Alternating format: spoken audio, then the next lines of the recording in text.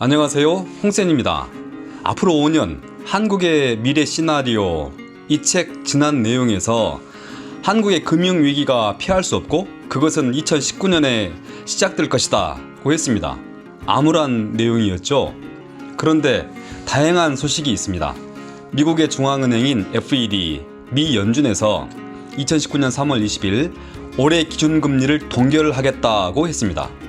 미 연준의 통화정책위원들은 성명을 통해서 기준금리를 종전에 약 2.5%대로 유지하기로 만장일치로 결정했다고 밝혔습니다. 이와 같은 미국의 기준금리 동결 조치에 반응해서 한국은행도 올해 기준금리를 현재 수준에서 유지할 것으로 예상됩니다. 미국의 기준금리가 인상됨에 따라서 5개의 폭탄이 차례로 터지면서 금융위기가 전개될 것이다 고 최윤식 박사는 예측했었는데요. 이 예측은 유보되는 것입니다. 다행스럽게도 우리에게 조금 더 시간이 주어지는 것이죠. 이 천금 같은 시간에 우리는 무엇을 해야 할까요? 금융위기보다 더욱 혹독한 위기를 살펴보고 이에 대한 이야기를 해보겠습니다. 금융위기보다 더 혹독한 위기, 그것은 잃어버린 20년이 될 수도 있다고 최윤식 박사는 이야기합니다. 그는 말합니다. 다가오는 위기에 무덤덤한 한국은 1997년 외환위기에 준하는 큰 위기나 혹은 GDP의 마이너스 5%가 넘는 극심한 경기 후퇴를 겪고 나서야 위기의 본질을 깨닫고 생존을 위한 필사적인 개혁에 필요한 추진력을 얻을 수 있을 듯합니다. 위기를 겪고 나서야 정치권이나 기업 그리고 국민들이 진지하게 포괄적이고 근본적인 구조개혁을 받아들이는 계기를 마련할 수 있을 것으로 보입니다.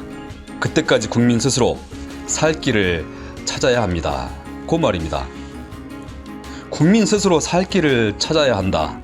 이 말은 실로 섬뜩합니다. 최윤식 박사는 이대로 가면 앞으로 20년 세계 시장의 절반을 잃는다고 합니다. 한국은 제조업 국가죠.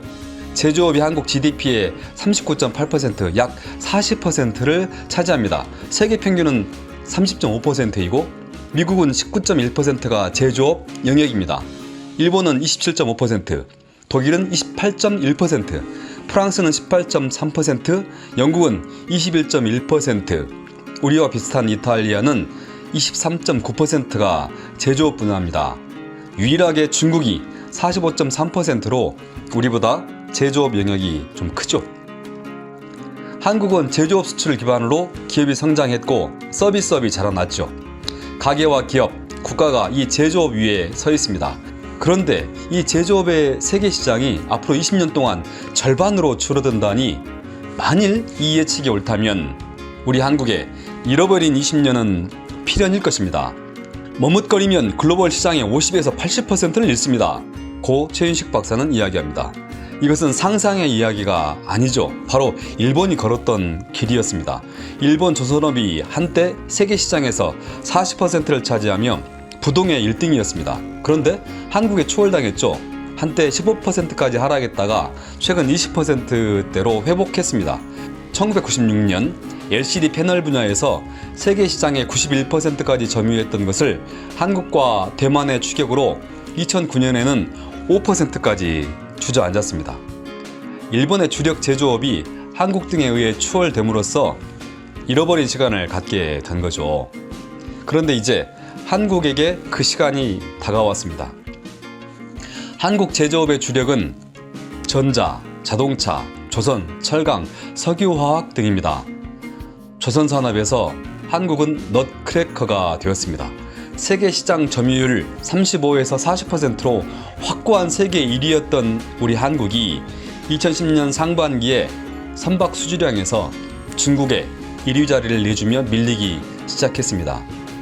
중국이 한국 조선업을 넘어서는 것은 거의 확정적입니다.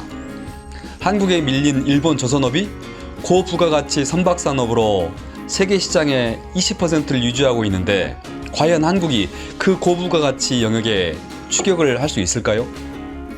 철강산업은 2012년에 이미 세계 총 생산량에서 약 25%가 과잉 생산된 상태로 접어들었습니다.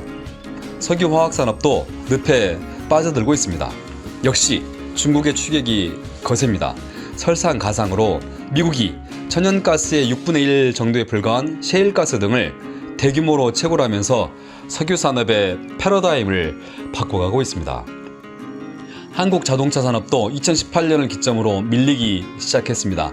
한때 중국 시장의 10%를 차지했던 점유율은 2018년 4.7%로 축소되었습니다. 일반 차는 중국 기업 제품에 밀리고 고급화되고 있는 중국인들에게 한국 자동차는 패싱의 대상이 되고 있다고 이 책은 이야기하고 있습니다. 미국에서 한국 자동차의 점유율은 6에서 7% 박스권을 벗어나고 있는데요. 2010년 무렵 중국 자동차가 추격하면 상황은 더욱 악화될 것이라고 합니다. 현재 현대 자동차의 영업이익은 지속적으로 하락하고 있습니다.